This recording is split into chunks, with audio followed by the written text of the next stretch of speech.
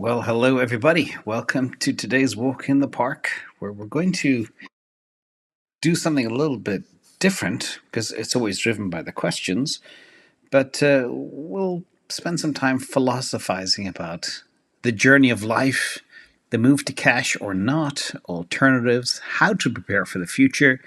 We'll look at why ETFs suck. We'll look at MicroStrategy versus STRK, Bitcoin, perpetual bull markets. Again, a lot of stuff going on. Risk tolerance and investing journeys and everything else. So let's get into it. Big thank you to Sean Donnelly and TNT Tesla and K8. And this is not financial advice. I'm just a guy on the internet who loves sharing information. And thank you to everybody on Patreon as well. All these questions come from Patreon. And I really appreciate that because we actually start working on this on Fridays. And we had to say noodle over the questions for 3 days before we come up with this story. So thank you all for your submissions.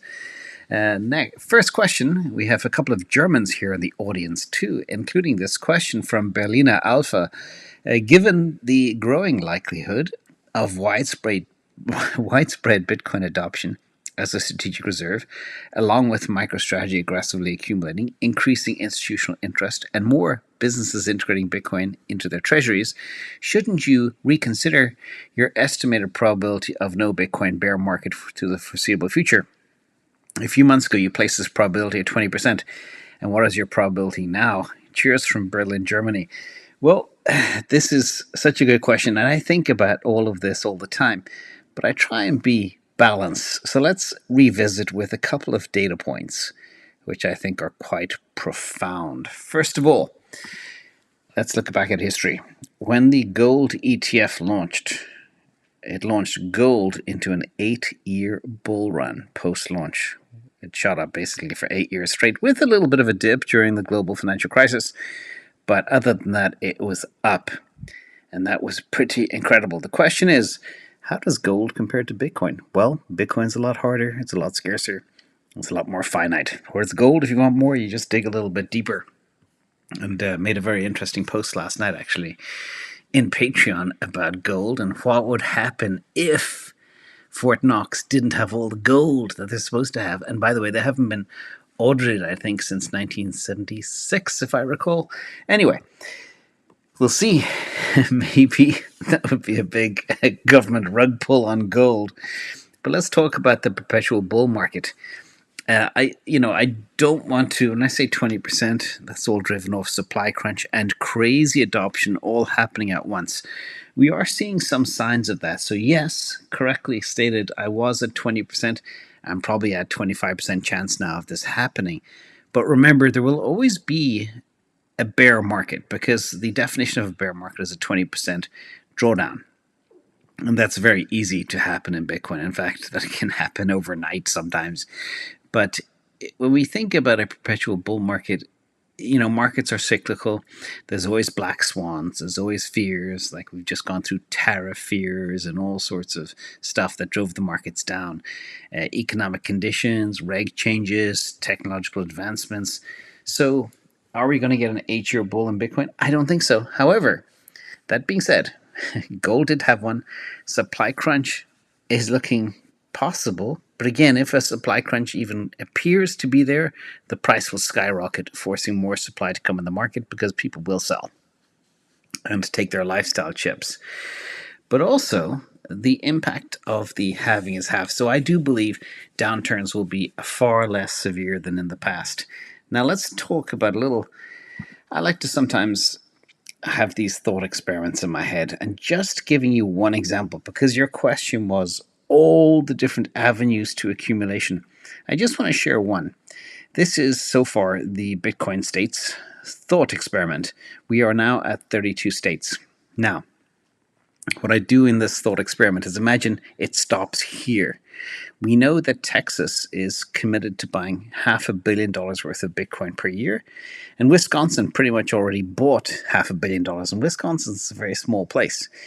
So if you do the math, just real simple, 32 times $500 million per year, that's 160,000 Bitcoin. That is 356 days of supply, not 365, but 356 days of supply. And that basically these 32 states will suck up all the supply. And that assumes nobody else, nobody in Dubai, nobody around the world, no MicroStrategy, no nobody. So could it happen? Yes. It'll be very interesting to see. And that's why I am fascinated by this. We have never seen intense demand hit so much constrained supply in the history of the world. And that's always been my obsession. Here we are. So thank you so much, Berlina, for the question. Next question is from Get a Fix. Hi, James. A big fan from South Africa. I've been following you since almost the beginning. Thanks for your wisdom. My pleasure. My current portfolio is 30% Bitcoin and 70% SOL plus staking. I understand the risks, but my strategy has been to ride the faster horse SOL to reach 1 Bitcoin. If I sell now, I'd officially be a Wholecoiner, but I'm also considering waiting for a peak of alt season, which could allow me to reach 1 Bitcoin and then still hold some SOL. If you're in the same position, how would you approach this decision? Would you secure the 1 Bitcoin now or wait for further gains in SOL by mid-2025? Thank you in advance. And thank you for your great question. It means you are thinking in terms of timelines, in terms of seasonality, in terms of allocations. Your portfolio is very, very concentrated in crypto, so I'd watch for that. And I do want to stress as well that when I talk about Wholecoinership, that's kind of like an aspirational goal for people. It doesn't mean you should have 100% Bitcoin or one whole coin. But again, this is so critical. You always have to balance risk and reward and diversification. Right now, you are too heavy SOL, and market timing is very difficult. And there's been a lot of chatter as well over the last couple of months about alt season being dead this time around. I don't believe that. I think there is always an alt season. You just have to be in the winning asset. I'll talk about some stats in a few slides as well about that. But your goal achievement is to become a whole coiner, but you also have to think long term. So let's look at these two different assets real quick. First of all, sorry, phone does not stop pinging. SOL versus Bitcoin, 1 year. Basically, Bitcoin has beaten SOL. SOL versus Bitcoin is down 1%. But if we look at a different time perspective, the last 2 years, SOL versus Bitcoin, SOL wins by 190%. If we go back 3 years, it's even more. 5 years, even more, etc. You get the idea. So the question is, what is the faster horse? I think yes, Solana is the faster horse, but it's also riskier. And I think Bitcoin had a very strong year in 2024. Well, Solana has been kind of chop solidating sideways, still up, but not as much. What you should do, again, I wouldn't jump into the whole coinership, but I would rebalance a little bit. Reduce your exposure to Solana. You also have your staking rewards, and start layering out when the time comes, and then think about moving into Bitcoin, or I would strongly suggest not being all crypto, but also having some other assets as well. Later, 2025, maybe get some Tesla, things like that. So that's kind of what I would do in your shoes. Next question, and this is from Maximus. Hi, James. You said in the past, take risk when your net worth is either low or high, though when it's in the middle, minimize risk. Paraphrasing. No, you pretty much nailed it. Can you elaborate on this further? What is high and what is low, broadly speaking? Well, first of all, Maximus Decimus Meridius, commander of the armies of the North, general of the legions, loyal service. I'm always going to screw this up. I should know it backwards. Loyal servant to the true emperor Marcus Aurelius. Yeah, thank you for being here, Maximus. Great name. First of all, this is a little bit complex. Wealth per capita is different for all countries. So what is high and low in terms of wealth and what is high and low in terms of risk tolerance is very subjective. But let me take a stab at what I mean. And I don't want this to be in any way offensive, but this is the way I thought about kind of my journey when I began my investment journey.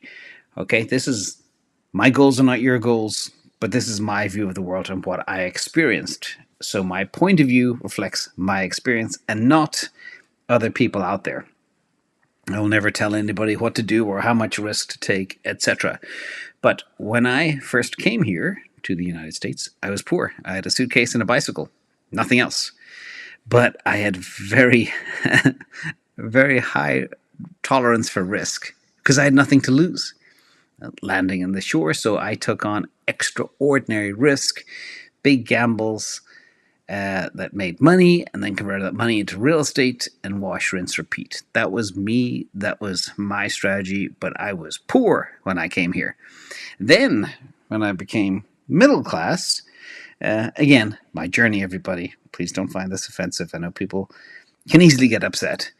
My journey, not yours. But when I was middle class, I had more responsibility, mortgages, family, that type of stuff. And then you need to balance risk. I had to become very conservative, not only in my investments, but also in my choice of occupations and jobs and becoming wage slave instead of going it alone, all that type of stuff. So I had very low risk tolerance. And then as you go further up the food chain, you can get back into high risk again because you kind of have all your bases covered. And that was kind of how I view the world. So when you have nothing, you got nothing to lose. So you can take on a lot of risk. When you're in the middle, you have a lot to risk, and you are sometimes living paycheck to paycheck. You got a lot of responsibilities. You don't have a big mattress, as I call it, or safety blanket. And then afterwards, later in life, when you have amassed larger bags, you can go back to taking on risk again. So I want people to look at this. It's a very crude chart, everybody. Very crude, but I hope it imparts the journey of many. But don't risk if you are in a situation where you have lots of commitments, mortgages, family, medical, college tuition, all that type of stuff. Don't risk blowing it. Again, reel in that risk. And then when you get really comfortable again, then you can once again. So I hope that helps. Again, my view of the world. Next question. This is the first time Hodge has posted. Welcome to the family. After taking profits on the recent Tesla MicroStrategy price spikes, I am now sat on a pile of cash, and I'm keeping this on standby for any short-term dip opportunities or longer-term, the next bear market. And by the way, we just covered the potential of a bear market. There's always a bear market. There's always a bull market. You just need to be able to position yourself. Remember that, everybody. And sometimes people in the crypto world think bear markets in crypto are the same as in other markets. They are not. So remember that. Anyway, any recommendations on the best way to hold this dry powder to stop it melting away? I love that. Yes. I'm currently split between QMMFs. I guess it's a money market fund paying 4.9% interest in the UK, and premium bonds paying 4% tax-free. Both very low risk reward. Is there a better option for holding cash without taking on too much risk? Well, first of all, sounds like you're in the UK. I believe MicroStrategy has more to run, like I believe Bitcoin has more to run. I'm not a perma bull, but I think this bull market is not over from all the data that I see and all the accumulation that I see as well. Also, I maintain that towards late 2025, Tesla will run. So this is the time that you start building a position in that. I would not be holding cash, especially debasing at 14% per year. This is not good. Now, as a cash alternative, non-financial advice, better than your 4%, this is JLP. That's the Jupiter liquidity pool, and it's up 34% in the last 6 months. Remember, this is very risky. I would keep maybe a little bit of your cash in this, maybe 5%, 8%. And I would keep some cash and cash ready to deploy for a market opportunity. I don't know how long it takes to come out of your money markets and move it into a stock. Sometimes you have literally minutes to react. So bear that in mind. Make sure you are prepared to pounce when the opportunity arises. And I would also not be in cash. Again, I would reposition back into things like MicroStrategy and wait for Tesla. So that's my plan. But again, my goals are not your goals. I would not be holding a lot of cash, even though I am holding some cash myself right now. Thank you as well. DBF 430. Next question. First time ROM6 is posted. Woohoo. Dear James, why would one still hold MicroStrategy since STRK was introduced and will provide an 8% yield? If the answer is to convert, how can that be done with appreciation ROM6? So a lot of people make this mistake. They think STRK gives you the rights to MicroStrategy, but it doesn't. STRK is the preferred stock with its own price, etc., and it offers an 8% yield. And this is very attractive for those people that are income focused. Things like traditional bond investors or money market investors would now go to this. But MicroStrategy provides growth tied to the exposure to Bitcoin. Very, very different animals. They are not the same. MicroStrategy does have higher risk, but STRK has less risk but capped growth potential. And no, there is no automatic conversion, contrary to what you believe at this stage. There is talk of kind of a 1 to 10 ratio, but all of that is deep into the future. Buying STRK does not give you the right at this point to get MicroStrategy stock, okay? And there are very specific conditions that would trigger conversion or redemption, and none of those are on the horizon as far as I'm concerned. Therefore, I do not own my STRK. In fact, I was looking at dabbling a bit, and then I said, not to worry. I think it's up 16% since it launched. But let's get on to the next question. Ronaldo, hello. I read the Patreon post on the World Economic Forum impact AI would have on certain job categories.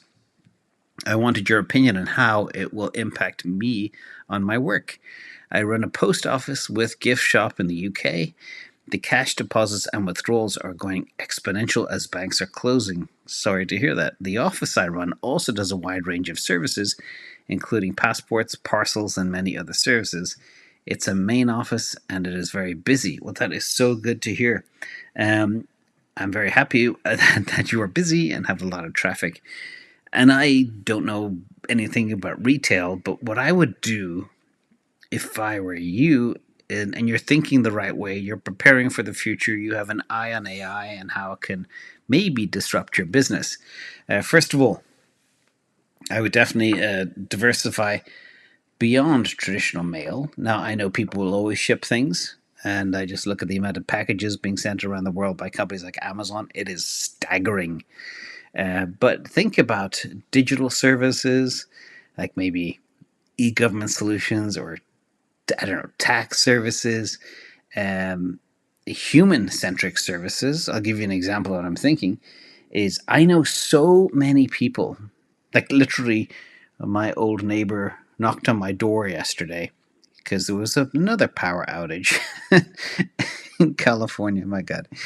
And she, this is crazy, had no cell phone service, no Wi-Fi, and was freaking out about having no power. And she's like 80 something, and it was just quite startling. But there's always going to be people that will need some level of service and support. Maybe you could help people have maybe Starlink cell phone service in case of emergencies, so they have the ability to call the electric company or things like that. Also, then after that I said, can you help me fix my computer? I said, oh my goodness. I mean, there's a lot of need out there for a lot of people. So think about niche offerings that others do not do. Tech support is one, and that just comes from my experience yesterday. I have a million other ideas, but think about carving out something that you could do. You could help yourself scale using AI and help the people that come to your store. And another thing that can drive a lot of people to your store, and again, I'm not in the retail business, I don't understand it, but just thinking out loud of other ideas, there is a huge opportunity around what they call last mile delivery. It makes it easier for e-commerce firms like Amazon drop off things at a point so people can pick them up. And then when they come into your store, it's like a big honey pot, spiderweb trap, and then you can sell them more services. So think about building up some of the last mile delivery where they can drop off a ton of packages and people come to your store to pick them up. And you can use digital communications to let them know when the package is there, or maybe Amazon does that. I don't know. So there's so much that you could do So many niche offerings, but play where others are not, and play in areas of high value, and leverage AI to scale your services. That's what I would do. So keep up the good work, and I hope your store is always busy. Next question is from Papa Dot. Since the big boys are using the liquidation heat maps against us, how about we try and use their math, algos, actions against them? Maybe you could create a model that could take advantage of their liquidation heat maps when they enter, direction, possible point to cover, etc. Can you dream up a model that might do this so we could all make better decisions when they come after us with our leveraged actions? Thanks in advance. You're the best. So, yes, I did have meetings actually a couple of months ago when we all got perp hunted because too many people were in the same trade and everybody came after us. And that is just I didn't think we'd be that big or influential to do that, but that's what happened. And we did have meetings. The problem is, it is possible to create tools to do this, but we can't all do the same thing. That's why I always say, find your own rhythm.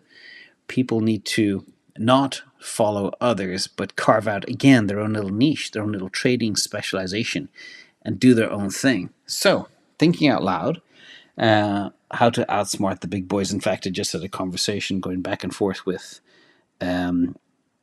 Marty Party on this. We'll be on tomorrow at DCA as well. But what I simply do is use tools and processes. For example, mean reversion tells you very clearly when they're hunting both longs and shorts, because things go off the chart, literally off the chart, with a number of standard deviations.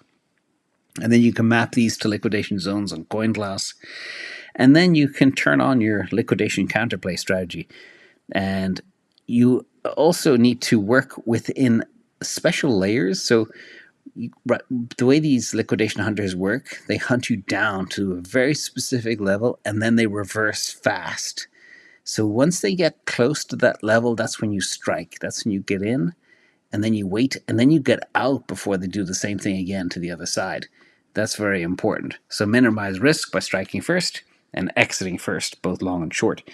And the other thing to do as well is sometimes they hunt during very specific times of the week, very specific hours of the day. So watch those patterns.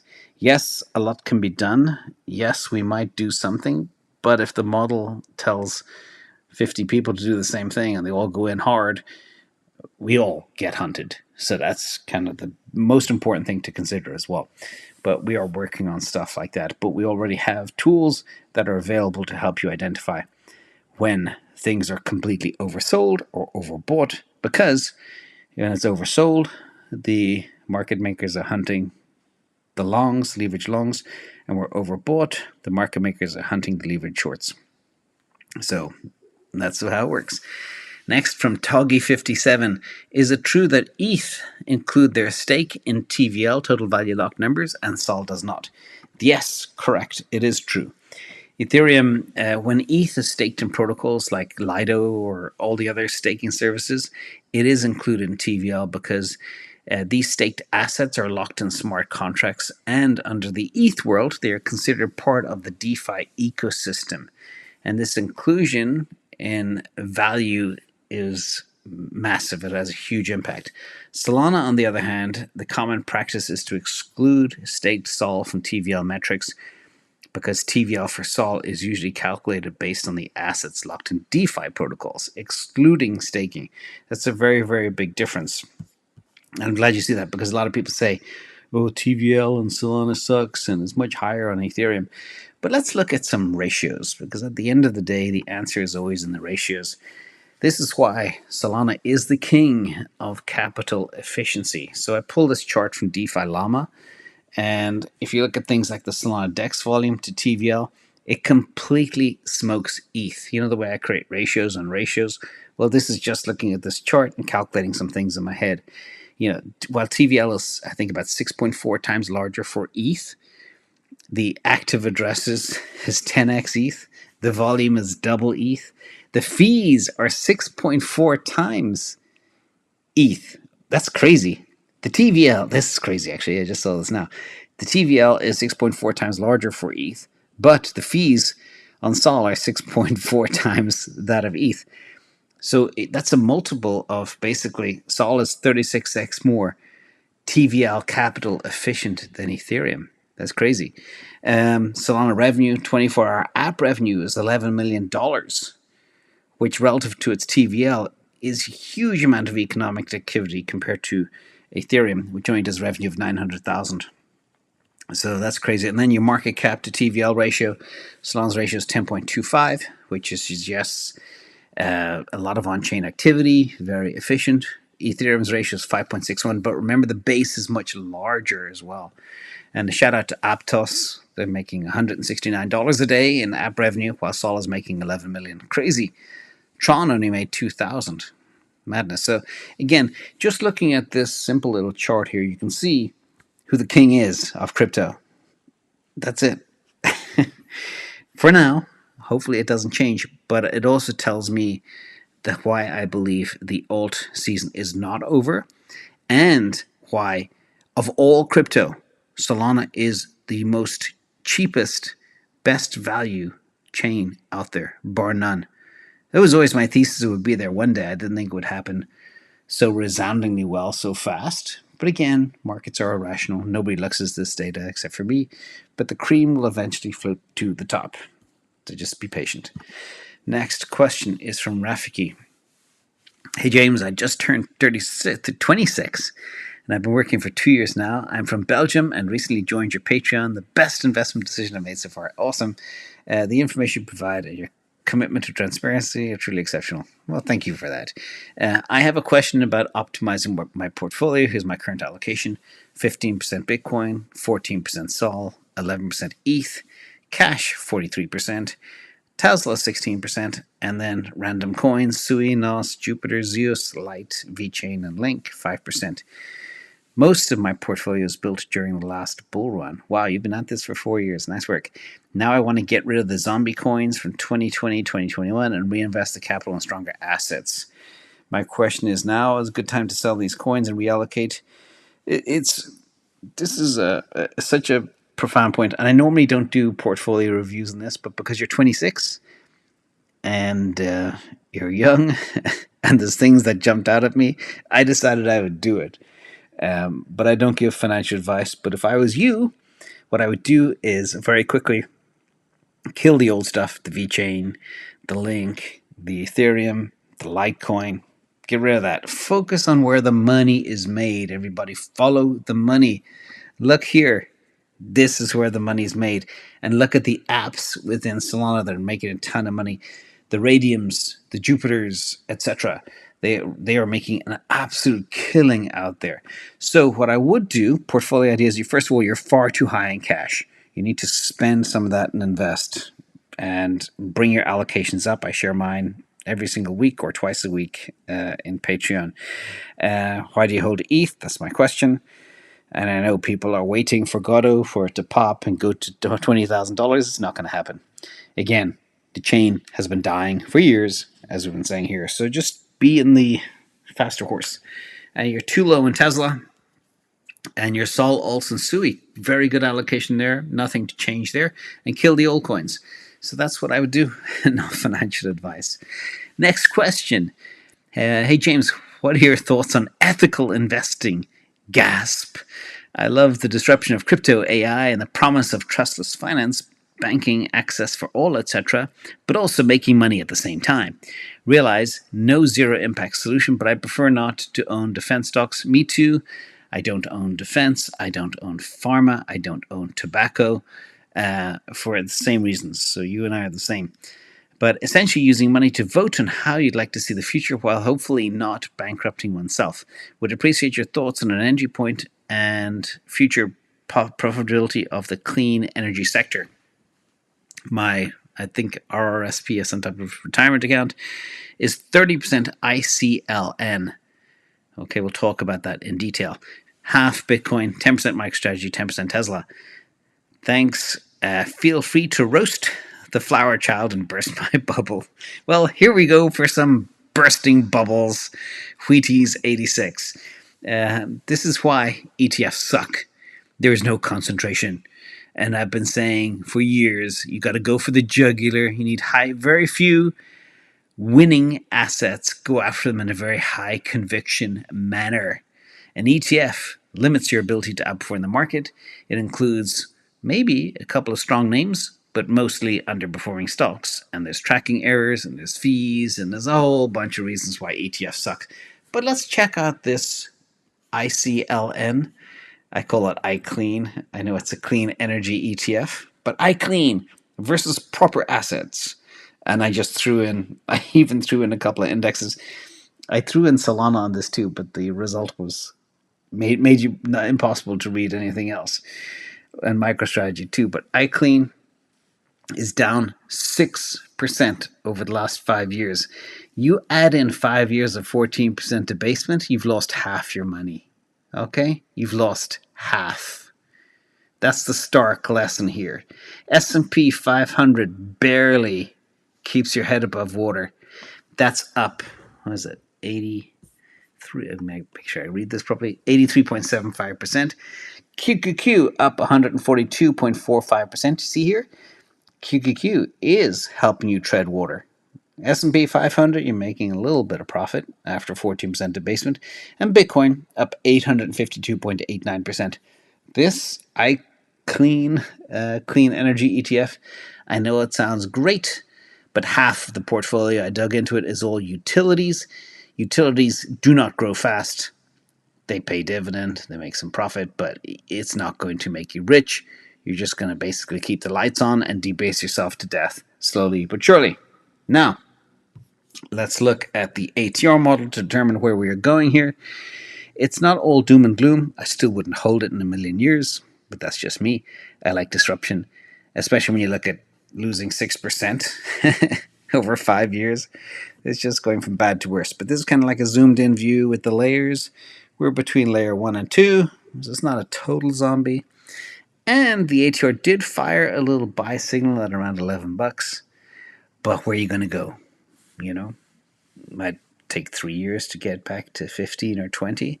And yeah, I know clean energy sounds fantastic, but remember this, okay? Shout out to the Finkster, Larry Fink. Larry Fink, for years, was called the Emperor because he ruled the business world with an ESG fist. The ESG, the environmental, social, and green, the Green New Deal, all that type of stuff. Now this emperor admits that he had no clothes because his net zero policies cannot power the world. That's why they call it the clean energy scam. Just look what's happened in places like Germany, etc. It is a catastrophe. Okay? Do not invest in these ESG things. Larry Fink gave it up a year ago. He said, this is all BS. I'm out. Mic drop. Boom. And it was extremely courageous of Larry to say that after pumping the ESG narrative for years across the world and telling people to invest in it. He said, yeah, it's a scam. I'm out. That takes courage. He ate his words and he said he had no clothes. So I'm very impressed with this guy. And again, it's an extreme sign of intelligence to admit you were wrong. So get out of your eye clean. Move that 30% to Tesla, which is a company that is doing clean stuff. Energy storage, environmentally friendly cars, all that type of stuff. So that's what I would do. Hope this helps. And there is a small chance, in fairness, that this could pop because of the demand for energy. If data centers all of a sudden want to go clean, maybe it would help. But I looked at the portfolio, it's not going to.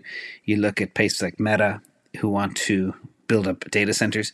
They are refiring gas plants, okay, to generate energy, which is not exactly green. Anyway, this best part of the week. Rana, the elephant, we supported her today, and she exudes utter bliss through the day. She loves to swim, coat herself with thick layers of mud, and eating grass. And she has become a sister to all of the other elephants at the sanctuary. Thank you so much, everybody. And tomorrow, DCA Live, and Marty will be moderating. And we look forward to that show. We'll talk about all the killer stuff. Yes, I know as well, Bitcoin is consolidating, but don't forget to hit the like and subscribe if you want to amplify your intelligence. That was how many nuggets of information? 40 nuggets in a very quick amount of time. I'm going to do some live questions now from the audience, and thank you as well to the moderators once again and everybody for being here. I appreciate it. Clint C in Canada. I'll be back later to watch the show, but thank you for the mods for being awesome. Happy Sunday. Thank you, Clint. The Great Escape. Thanks to James convincing me to buy Sol. I just bought my brother-in-law's his house under the UK's right to buy scheme. He had nothing, but not now. That's incredible, The Great Escape. I love you're giving your brother-in-law just bought my brother-in-law's house. He had nothing, but not now. That's just so fantastic. Castle ownership is key. I'm Colt. Looks like a good UFC card coming this week. Awesome. I will check it out. I've been so busy lately trying to crack the code in the rotation model that I haven't had any time for looking at anything. So apologies for that, but I'll check it out. I wonder, it's probably Alex Pereira, I think. Anyway, TB Lightning Bolt, thank you as well. And thank you as well for your super sticker, Martello 45, Brock, Signal 103, DBF 430, Dog 1, Anjo, and Piper. I gotta get back to work, everybody. I've been so busy, I haven't even had time to shower today. That's why my camera's off. Thank you, Sean Donnelly. Thank you, everybody. And I'll see you soon. Quick question from Wilmo. Do you think I should allocate my cash in this market as someone who is 100% cash? The reason is because I just turned 18. That's awesome for you to be so young and investing. Very proud of you. First of all, never be 100% cash. Second of all, we're at a stage in the market where it's very difficult to make money. So if you look at my activity, trading activity, I am not investing as much. I am harvesting cash, and I'm getting ready to hedge stuff and rotate stuff. So remember, but you should always, there's always good deals to be had out there. Sol hits 180, that's interesting. Tesla low 300s, that's interesting. That's how I would play. Or heaven forbid, if Bitcoin went to 70K, that would be interesting too. Let me see. Thank you, everybody. Be good out there. And I know Elon Musk and Tesla causes a lot of derangement. Don't let derangement influence your investing, everybody. Just watch the future. I'll be here hopefully to watch it with you all. Thank you all. Have a jolly good morning, evening, night. See you tomorrow on DCA Live. Bye-bye.